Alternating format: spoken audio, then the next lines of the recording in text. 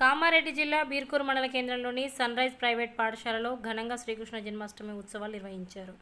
శ్రీకృష్ణ జన్మాష్టమి సందర్భంగా శనివారం పాఠశాల విద్యార్థులచే శ్రీకృష్ణుడు మరియు గోపికల వేషధారణలో విద్యార్థులు పలువురిని ఆకట్టుకున్నారు. ఈ కార్యక్రమంలో విద్యార్థుల తల్లిదండ్రులు, విద్యార్థులు, ఉపాధ్యాయ బృందం తదితరులు పాల్గొన్నారు.